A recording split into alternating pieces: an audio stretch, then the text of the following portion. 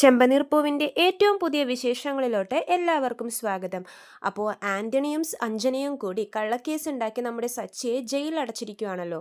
അതായത് സ്ത്രീപീഡനമാണ് സച്ചിക്കെതിരെ ചുമത്തിയിരിക്കുന്ന കേസ്. അപ്പോൾ വീട്ടിലാണെങ്കിൽ രേവതി ചന്ദ്രോദയത്തിൽ ആരും തന്നെ ഈ വിവരം അറിഞ്ഞിട്ടില്ല സച്ചി ജയിലിലാണെന്നുള്ളത്. എല്ലാവരും ടെൻഷൻ അടിച്ചിരിക്കുകയാണ്, ഇങ്ങനെ രാത്രിയായിട്ടും സച്ചി എന്താ വരാത്തേന്ന് പറഞ്ഞിട്ട്.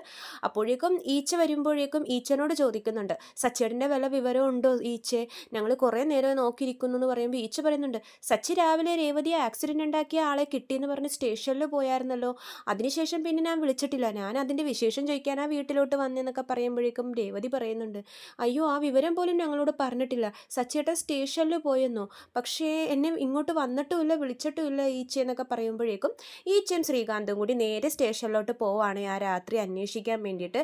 അപ്പോഴാണ് അറിയുന്നത് സച്ചി കള്ളക്കേസിൽ കുടുങ്ങിയിട്ട് ജയിലിൽ കിടക്കുവാണെന്ന്. പോലീസ് ഭയങ്കര മോശമായിട്ടാണ് ശ്രീകാന്തിനോടും ഈച്ചയോടൊക്കെ സംസാരിക്കുന്നത്.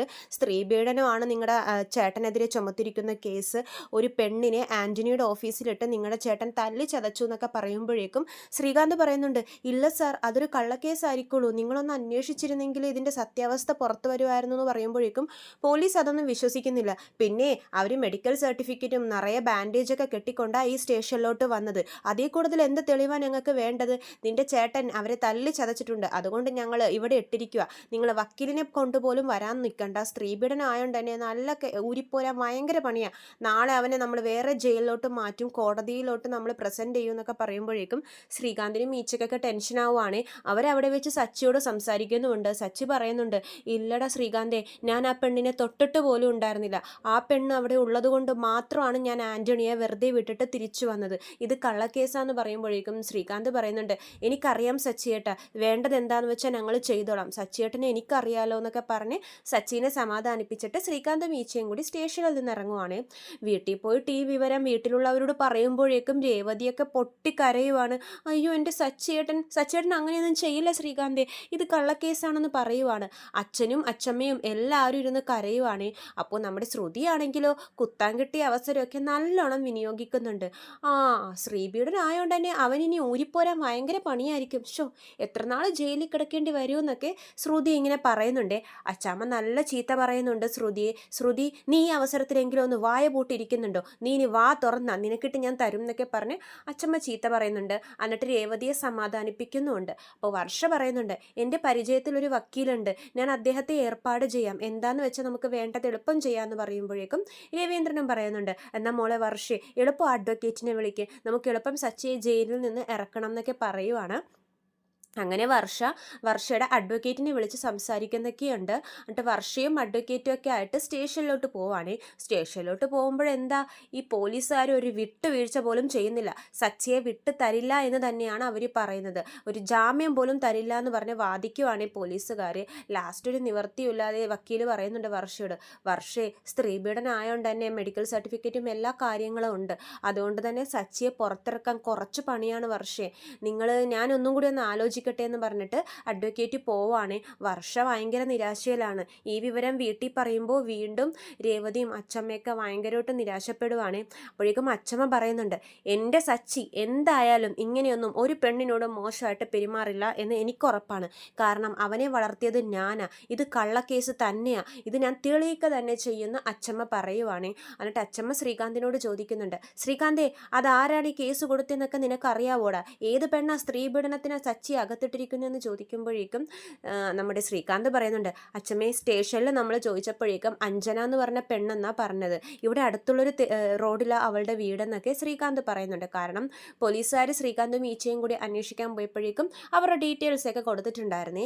അപ്പോൾ അച്ഛമ്മ പറയുന്നുണ്ട്, എന്നാലേ അവളെ കൊണ്ട് തന്നെ ഞാൻ സത്യങ്ങളൊക്കെ പറയിക്കും, നോക്കിക്കോ, ഇത് അച്ഛമ്മയാ, മോളെ രേവതി നീ വിഷമിക്കണ്ട, ഇനി ഞാൻ ഇങ്ങോട്ട് തിരിച്ചു വരുമ്പോൾ എൻ്റെ കൂടെ നിൻ്റെ സച്ചിയും ഉണ്ടാകും, ഇത് അച്ഛമ്മ തരുന്ന വാക്കാണെന്ന് പറഞ്ഞിട്ട് അച്ചമ്മയും ശ്രീകാന്തും വർഷയും കൂടി വീട്ടിൽ നിന്നും ചന്ദ്രോദയത്തിൽ നിന്നും ഇറങ്ങുവാണ്.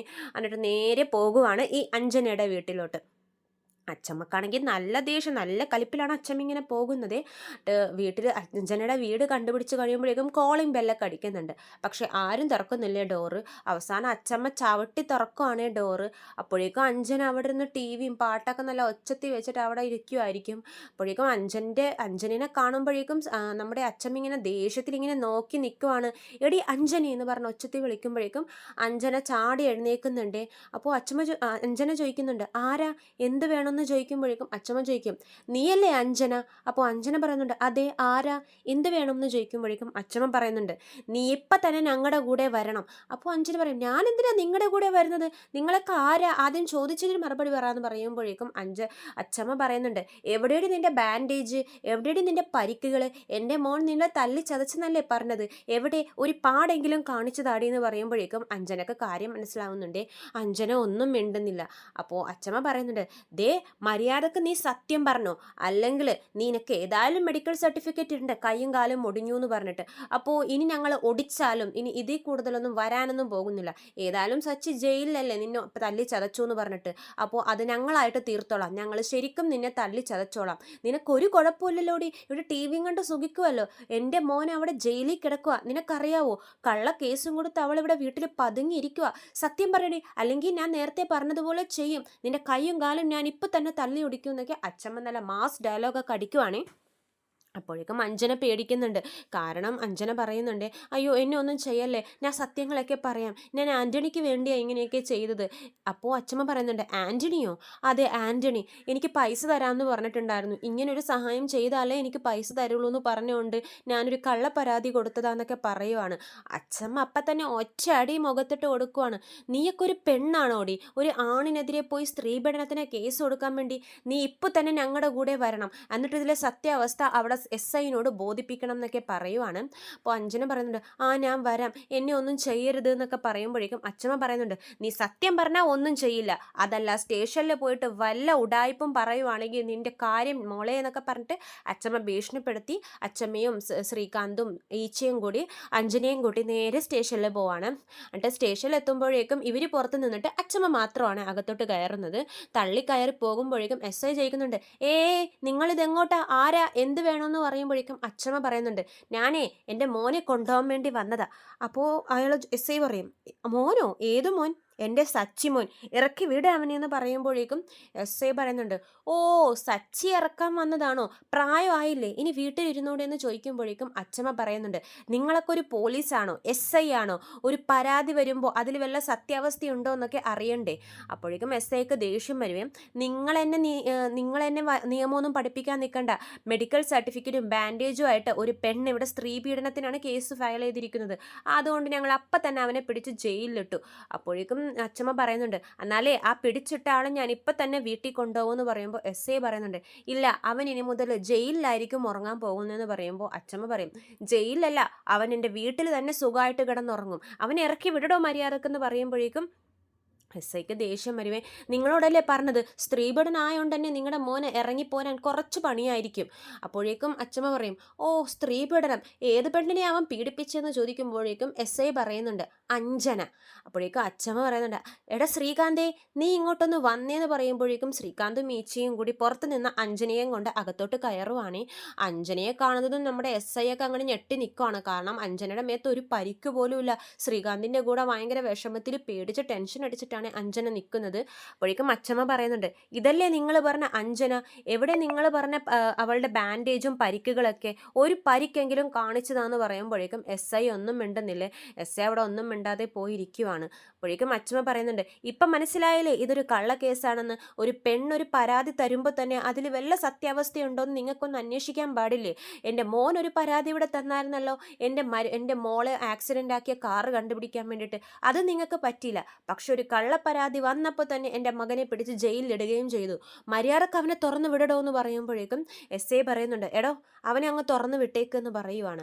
അപ്പോഴേക്കും അച്ഛമ്മ പറയുന്നുണ്ട്, തുറന്നു വിട്ടാൽ മാത്രം പോരാ, ഇവക്കെതിരെയും ഇവളെ ഇത് ചെയ്യാൻ പ്രേരിപ്പിച്ച ആ ആൻ്റണിക്കെതിരെയും നിങ്ങൾ കേസ് എടുക്കണം, അതിന് ഞാൻ പരാതി കൊടുക്കാൻ വേണ്ടി കൂടിയാണ് ഞങ്ങൾ വന്നതെന്നൊക്കെ അച്ഛമ്മ. അപ്പോൾ SI പറയുന്നുണ്ട്, അതൊക്കെ ഞങ്ങൾ വേണ്ടത് എന്താണെന്ന് വെച്ചാൽ ചെയ്തോളാം എന്ന് പറഞ്ഞിട്ട് അഞ്ജനയുടെ അടുത്തോട്ട്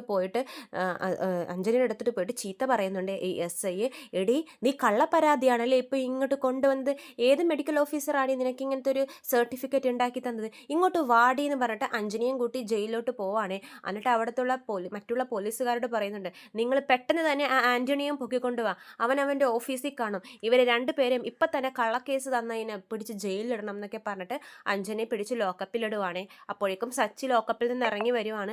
സച്ചിയെ കാണുന്നതും അച്ഛമ്മ ഓടിപ്പോയി കെട്ടിപ്പിടിച്ച് കരയുവാണേ. സച്ചിയും കെട്ടിപ്പിടിച്ച് കരയുവാണ്. എന്നിട്ട് സച്ചി പോലീസിനോട് പറയുന്നുണ്ട്, ഇനിയെങ്കിലും ഒരു പെണ്ണായാലും ആണായാലും കേസ് തരുമ്പോൾ നിങ്ങൾ അതിൻ്റെ പിറകിലെ സത്യാവസ്ഥ അന്വേഷിക്കണം. നിങ്ങൾക്ക് എൻ്റെ കേസ് അന്വേഷിക്കാൻ നേരം ഉണ്ടായില്ല, പക്ഷെ എന്നെ ജയിലിലിടാൻ നിങ്ങൾക്ക് എത്ര തിരക്കായിരുന്നു. മതി സാറേ, ഇനി എൻ്റെ രേവതി ഇടിച്ചിട്ട കാർ ഞാൻ തന്നെ കണ്ടുപിടിച്ചോളാം എന്ന് പറഞ്ഞിട്ട് സച്ചിയും അച്ഛമ്മയൊക്കെ കൂടി അവിടെ നിന്ന് ഇറങ്ങുവാണേ. അപ്പോൾ ഇതൊക്കെയാണ് ചെമ്പനീർ പോയിൻ്റെ ഏറ്റവും പുതിയ വിശേഷങ്ങൾ. കൂടുതൽ വിശേഷങ്ങൾ ഞാൻ എൻ്റെ ചാനലിലൂടെ അപ്ലോഡ് ചെയ്യുന്നതാണ്. ചാനൽ സബ്സ്ക്രൈബ് ചെയ്യാത്തവരുണ്ടെങ്കിൽ സബ്സ്ക്രൈബ് ചെയ്യണം. വീഡിയോ ഇഷ്ടമായെങ്കിൽ ലൈക്ക് ചെയ്യാനും മറക്കരുതേ. എല്ലാവർക്കും നന്ദി.